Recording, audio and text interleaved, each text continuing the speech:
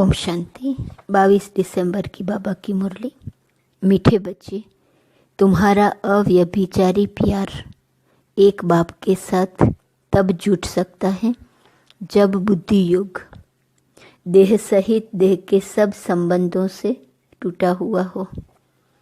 प्रश्न, तुम बच्चों की रेस कौन सी है? उस रेस में आगे जाने का आधार क्या है? उत्तर, तुम्हारी रेस है पास विथ ऑनर बनने की। इस रेस का आधार है बुद्धि योग। बुद्धि योग जितना बाप के साथ होगा उतना पाप कटेंगे और अटल अखंड सुख शांतिमय 21 जन्म का राज्य प्राप्त होगा।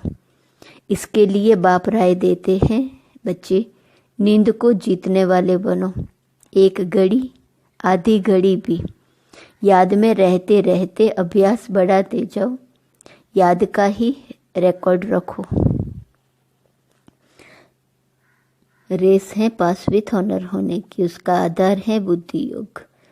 बाबा से बुद्धि योग होगा उतना पाप कटेंगे, अटल अखंड सुख शांति में 21 जन्म का राज्य प्राप्त होगा। बुद्धि योग बाबा के साथ होगा तो इसलिए बाबा राय देते हैं, नींद को जीतने वाले बनो। याद में रहने का अभ्यास बढ़ाते जाओ। याद का चार्ट रखो।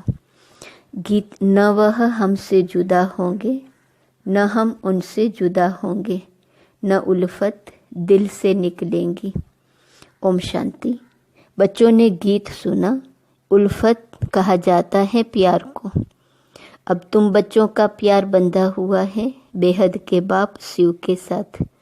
तुम बीके उनको दादा कहेंगे। ऐसे कोई मनुष्य नहीं होगा जो अपने बाप दादा के ऑक्यूपेशन को न जानता हो। ऐसी कोई संस्था नहीं जहाँ इतने ढेर के ढेर कहें कि हम ब्रह्मा कुमार कुमारी हैं। माताएं तो कुमारी नहीं हैं, फिर ब्रह्मा कुमारी क्यों कहलाती हैं? यह तो है ब्रह्मा मुख वंशावली। इतने ब्रह्मा कुमार कुमारियां हैं, प्रजापिता ब्रह्मा की मुख वंशावली। एक बाप की बच्चियां हैं। ब्रह्मा के ऑक्यूपेशन को भी जानना है। ब्रह्मा किसका बच्चा है? शिव का। शिव के 3 बच्चे ब्रह्मा विष्णु शंकर सूक्ष्म वतनवासी हैं। अब प्रजापिता ब्रह्मा तो स्थूल वतनवासी होना चाहिए।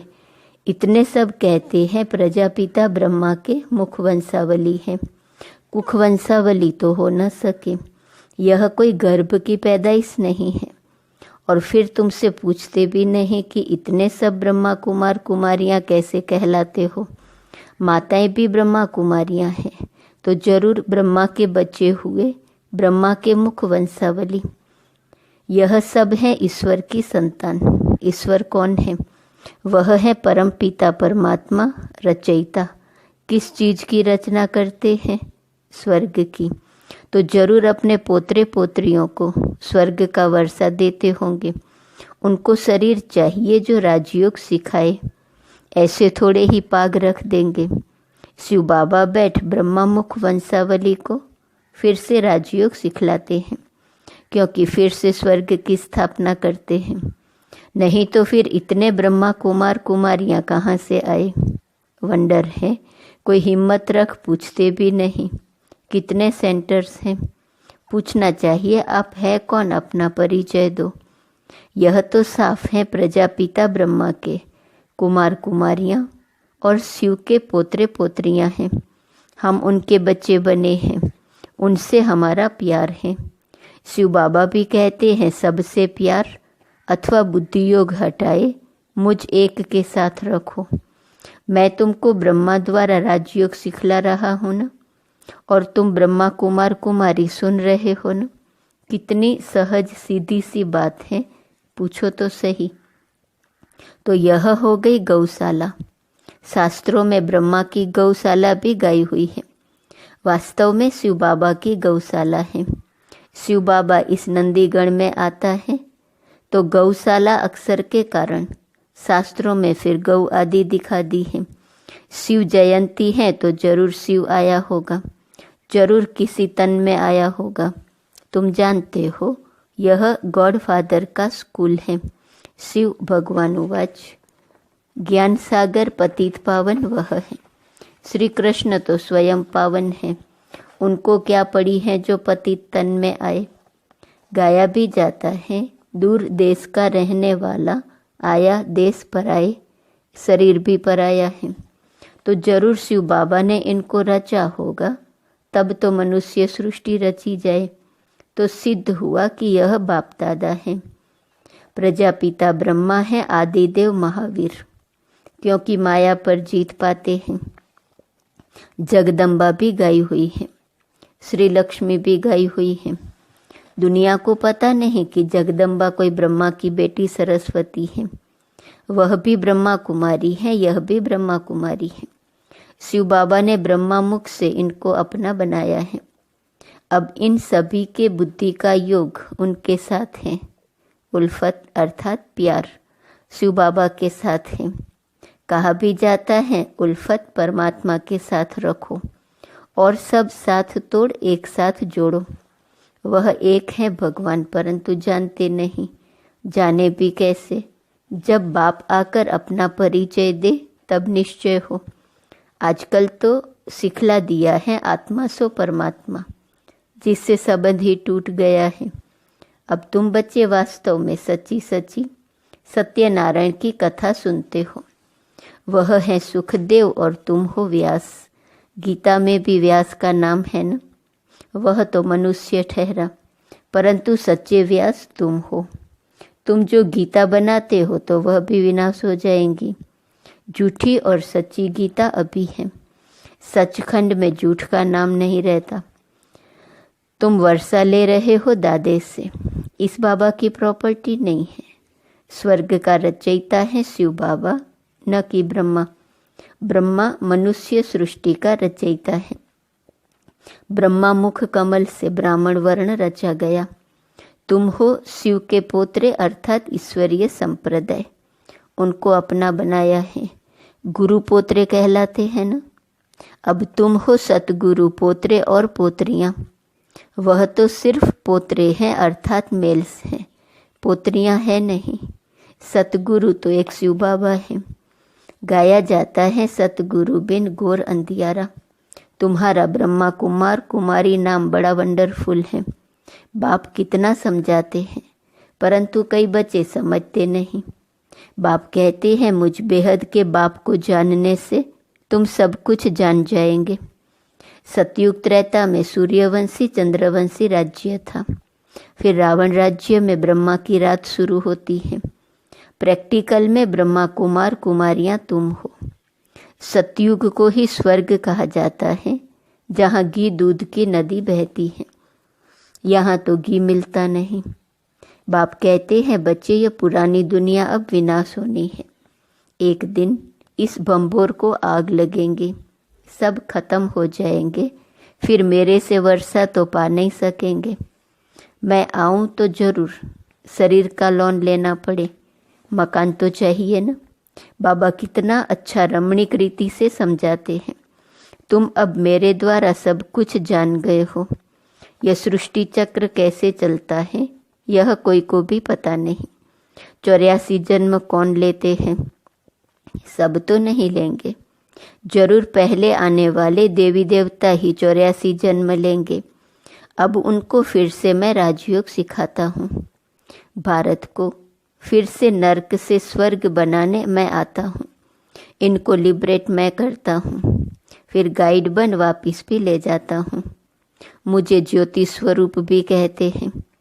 ज्योति स्वरूप को भी आना पड़े। स्वयं कहते बच्चे मैं तुम्हारा बाप हूँ। मेरी ज्योति कभी बुझती नहीं। वह स्टार हैं जो प्रकृति के बीच रहते हैं। बाकी सब आत्माएं एक शरीर छोड़ दूसरा लेती हैं। तो आत्मा रूपी स्टार में 84 जन्मों का पार्ट अविनाशी नोंधा हुआ है। 84 जन्म भोग फिर पहले नंबर से शुरू करते हैं। यथा राजा रानी तथा प्रजा। नहीं तो भला बताओ आत्मा में इतना पार्ट कहाँ से भरा हुआ है। इसको कहा जाता है बहुत गुह्य वंडरफुल बात है। सारी मनुष्य सृष्टि की आत्माओं का पार्ट नोंधा हुआ है। कहते हैं मेरे में यह पार्ट है, वह भी अविनाशी है। उसमें कोई अदली बदली नहीं हो सकती। मेरे पाल्ट को ब्रह्मा कुमार कुमारियाँ जानते हैं। पाल्ट को बायोग्राफी कहा जाता है।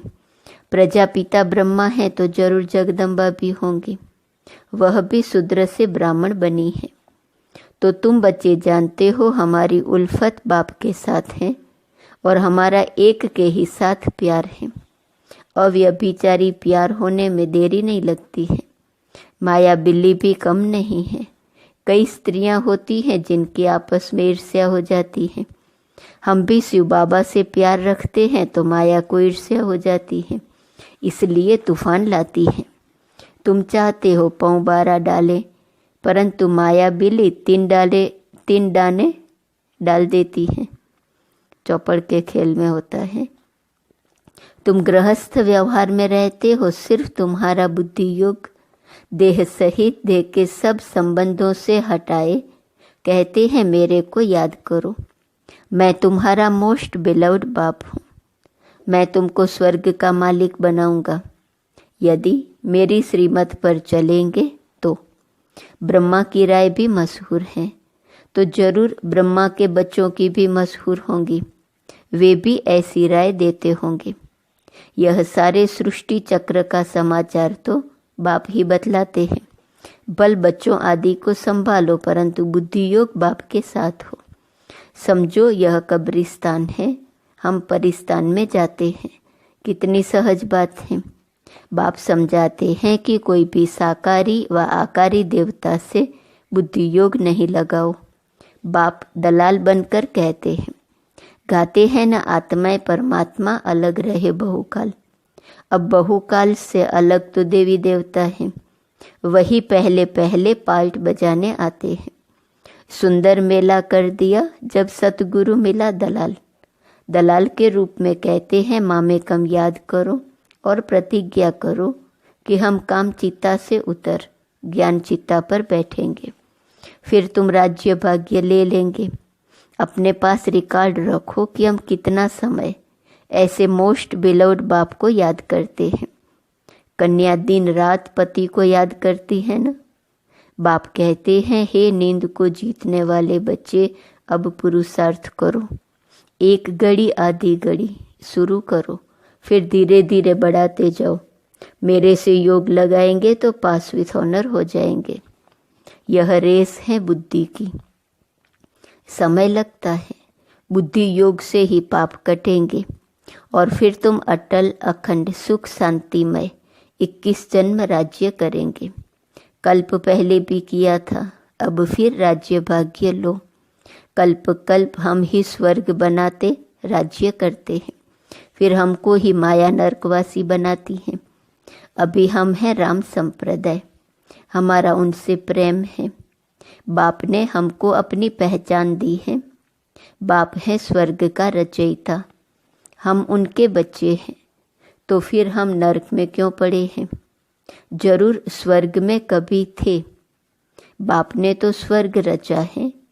ब्रह्मा कुमार कुमारियां हैं सबको प्राण दान देने वाले। उनके प्राणों को कभी काल आकर बेकायदे अकाले नहीं ले जाएंगे। वहाँ अकाले मृत्यु होना असंभव है, वहाँ रोना भी होता नहीं। तुमने साक्षात्कार में भी देखा है कि श्री कृष्ण कैसे जन्म लेते हैं, एकदम बिजली चमक जाती है। सतयुग का फर्स्ट प्रिंस है ना, श्री कृष्ण है नंबर 1 सतो प्रधान। फिर सतो रजो तमो में आते हैं। जब तमो जड़ जड़ीभूत शरीर होता है तो फिर एक शरीर छोड़ दूसरा ले लेते हैं। यह प्रैक्टिस यहाँ की जाती है। बाबा अब हम आपके पास आते हैं, फिर वहाँ से हम स्वर्ग में जाकर नया शरीर लेंगे। अब तो वापिस बाबा के पास जाना है ना।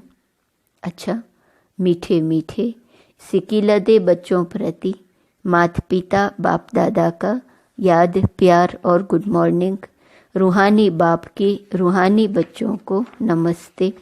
रूहानी बच्चों की रूहानी बाप को नमस्ते नमस्ते नमस्ते।